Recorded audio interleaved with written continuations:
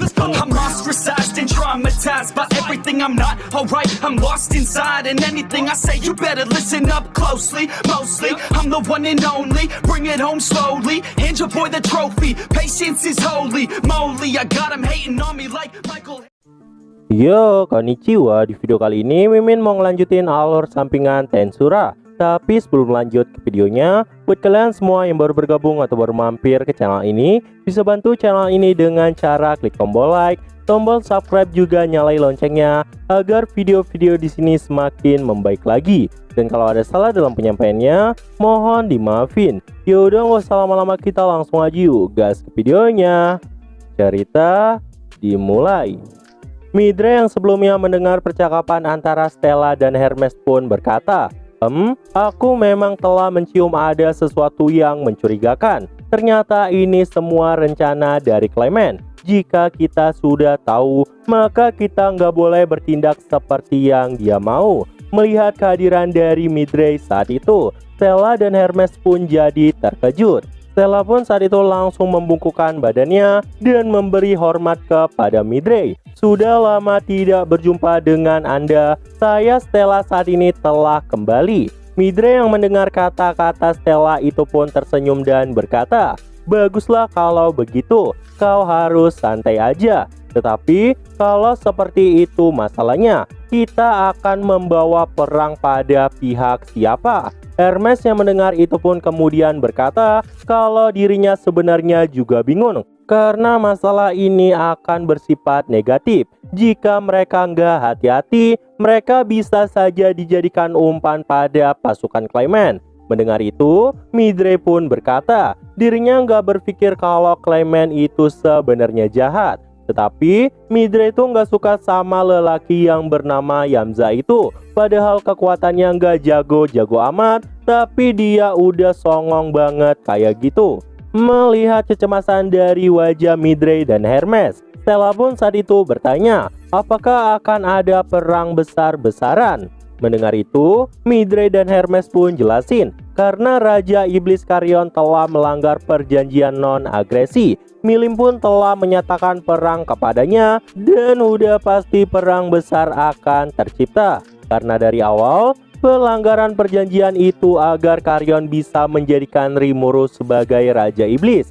Lalu, mereka berkonspirasi untuk membunuh Clement juga. Dan karena itulah, Milim yang menyadari hal itu pun pergi untuk mengalahkan Carrion. Tetapi, Milim tidak bisa membuktikan kalau mereka berdua bekerja sama dan membuat posisinya dalam bahaya.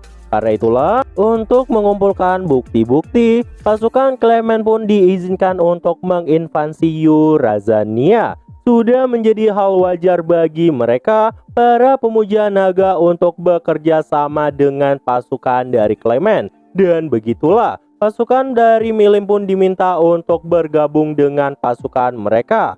Mendengar itu, Stella pun saat itu langsung berdiri. Apakah kalian bisa mempercayai hal itu dengan mudah? Hermes yang mendengar itu pun berkata, kami juga ingin membantah keputusan itu. Tetapi di surat itu terdapat tanda tangan dari Nona Milim. Jadi tidak salah lagi bahwa surat itu asli. Dan pilihan kita hanyalah mematuhinya. Stella yang mendengar itu pun jadi nggak bisa berkata apa-apa dan kemudian mengatakan kalau dirinya mengerti.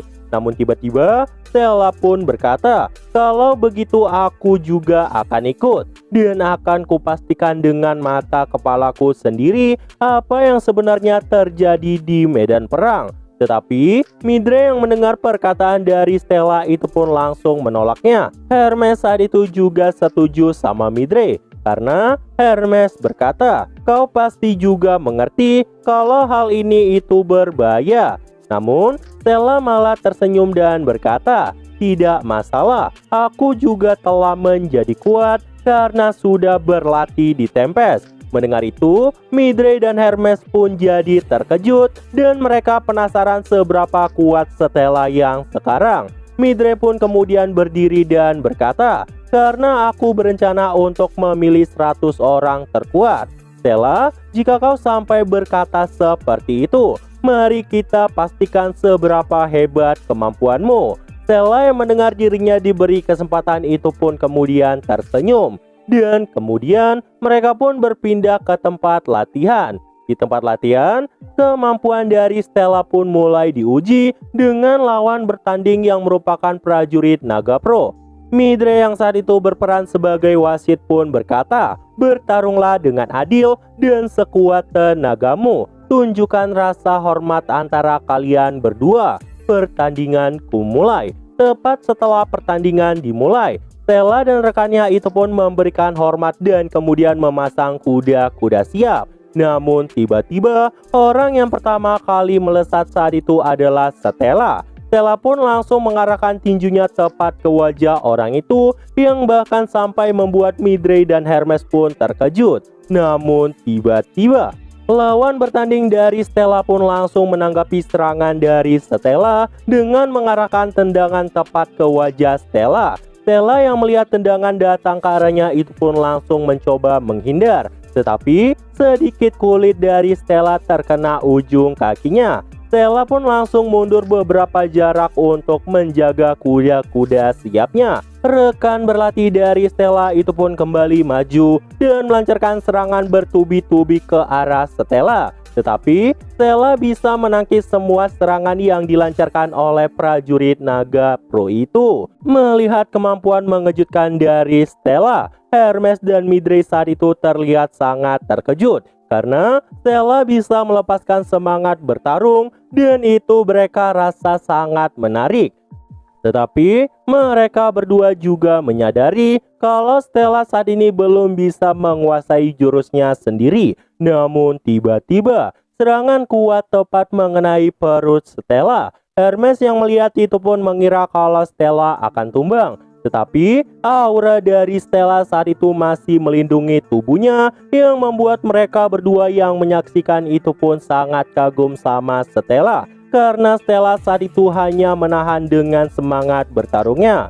Stella pun kemudian berkata, jika terus begini maka pemenangnya nggak bakal bisa ditentukan. Stella pun saat itu kembali memadatkan semangat bertarungnya dan langsung memenuhi seluruh tubuhnya. Ini membuat atmosfer di sekitar tubuh Stella pun mulai berubah. Dan tiba-tiba Stella langsung muncul tepat di belakang rekan bertarungnya yang membuat rekan bertarungnya bahkan gak bisa menyadari pergerakan dari Stella. Dan tiba-tiba Stella pun langsung melancarkan serangan bertubi-tubi tepat ke arah rekannya. Ini membuat Midre yang melihat itu pun tersenyum bahagia. Midre pun berkata, dasar Stella, dia menggunakan semangat bertarung di seluruh tubuhnya seperti itu. Aku sangat menyukainya. Dan di akhir pertarungan antara Stella dan rekannya, dia pun membanting tubuh dari rekannya itu ke tanah yang membuat Stella pun dinyatakan sebagai pemenangnya. Tepat setelah kemenangan Stella, Midre pun langsung mendekat dan berkata, aku nggak tahu kau sudah mempelajari metode Battle Wheel. Levelmu memang masih rendah, tetapi kau sudah semakin meningkat. Menarik, kau boleh ikut dalam perang kali ini. Stella yang mendengar itu pun langsung ngucapin makasih sama Midre. Tetapi Hermes saat itu masih khawatir karena ini akan sangat berbahaya. Namun Midre pun kemudian menjelaskan kepada Hermes, jangan begitu Hermes. Milim sama juga berkata bahwa tidak ada latihan yang lebih baik selain pertarungan sesungguhnya. Stella juga salah satu dari anggota pemuja naga. Dan karena itu Hermes pun jadi nggak bisa berkata apa-apa lagi. Stella pun berkata kepada Hermes kalau Hermes tuh nggak perlu khawatir karena Milim akan membuat pasukan Clement babak belur. Mendengar itu, Hermes pun jadi makin khawatir karena mereka akan berperang bersama pasukan Clement. Hermes pun kemudian berkata, bukankah tadi sudah kubilang kalau kita akan bergabung dengan pasukan Clement? Stella yang mendengar itu pun bilang kalau dirinya itu mengerti. Scene pun kemudian berpindah menampilkan Nemo. Nemo saat itu udah terbang berhari-hari menuju ibu kota tanpa istirahat sedikit pun. Sampai pada akhirnya, Nemo pun sampai di ibu kota Fulbrosia yang merupakan ibu kota dari Raja Iblis Prey. Dan di sini kita bisa melihat kalau kota dari Raja Iblis Prey ada di tepi gunung yang tinggi. Nemo yang baru datang itu pun langsung disambut oleh para penjaga. Tetapi Nemo tidak memperdulikannya dan langsung memasuki tempat itu. Nemo pun kemudian berkata, "Aku sebenarnya ingin cepat tidur, tetapi aku harus menahannya." Nemo pun kemudian masuk ke inti kota mereka.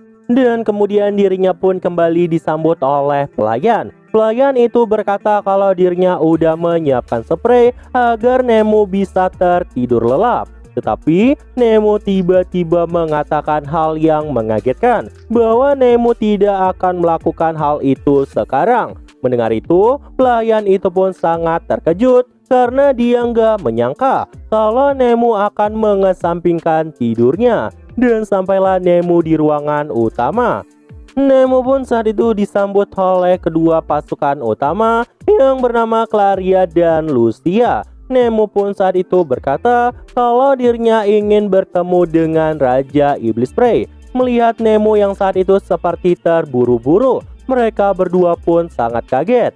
Mereka pun kemudian berkata kalau Nemo terlihat lebih mengantuk dari biasanya. Nemo pun kemudian bilang kalau dia udah terbang dari Tempest sampai ke sini tanpa istirahat sedikit pun. Mendengar itu, mereka berdua pun sangat terkejut karena Nemo nggak biasanya melakukan hal itu.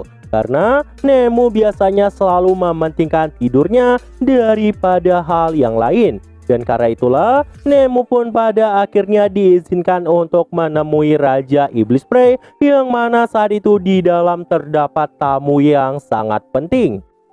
Dan sesampainya di dalam, Prey pun langsung menyambut kedatangan dari Nemo sambil berkata, "Selamat datang kembali, kau terlihat baik-baik aja." Nemo pun saat itu sangat terkejut karena dirinya melihat Raja Iblis Carrion yang duduk santai di sana. Nemo pun akhirnya menyadari kalau pemilik aura kuat itu adalah Raja Iblis Carrion. Nah, jadi itu aja untuk pembahasan kali ini. Dan tunggu video-video gue selanjutnya dan see you!